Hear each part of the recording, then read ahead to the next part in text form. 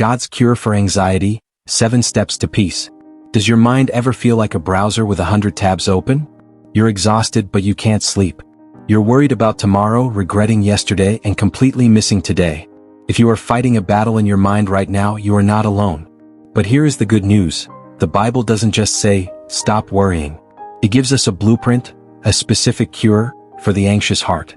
In this video, we're walking through 7 biblical steps to find the peace that passes all understanding. Let's begin. Step number 1 is the great exchange.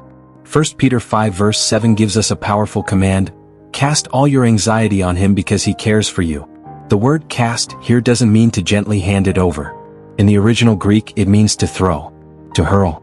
Imagine taking that heavy weight on your chest and physically throwing it onto Jesus' shoulders. What? Because he is big enough to carry what is crushing you. Step 2 is the gratitude filter.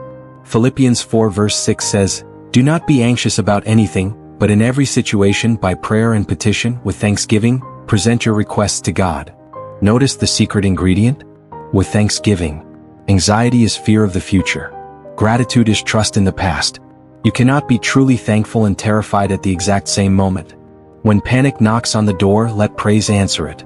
Step 3 is the one-day rule. In Matthew 6 verse 34, Jesus gives us a reality check. Therefore do not worry about tomorrow, for tomorrow will worry about itself. Each day has enough trouble of its own.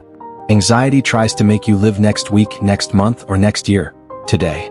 But God only gives you grace for today. Stop trying to borrow strength from tomorrow. Focus on the 24 hours in front of you. Step 4 is the trust fall. Proverbs 3 verse 5 tells us to trust in the Lord with all your heart and lean not on your own understanding. Anxiety often comes from our need to control everything, to understand every outcome. But peace comes from surrender. It's admitting, God, I don't know the plan, but I know the planner. Step 5 is the presence promise. Isaiah 41 verse 10 says, so do not fear, for I am with you. Do not be dismayed, for I am your God. The antidote to fear isn't just courage, it's presence. A child isn't afraid of the dark when their father is holding their hand. You are never fighting your battles alone. Step 6 is the valley perspective. Psalm 23 reminds us, even though I walk through the darkest valley, I will fear no evil. Notice the word through. The valley is not your destination, it is just a pathway. You are just passing through. Don't set up camp in your depression. Keep walking. The shepherd is leading you to green pastures. Finally, step 7, the supernatural gift. John 14 verse 27. Jesus says, peace I leave with you, my peace I give you. I do not give to you as the world gives. The world's peace depends on circumstances. Having enough money, perfect health, no problems.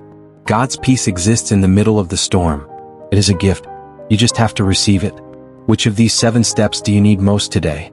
Let me know in the comments below. I'd love to pray for you. Now that you have the tools to beat anxiety, you need a routine to keep it away. Click this video here to learn the biblical laws for a successful 2026 that will change how you start your year. See you there.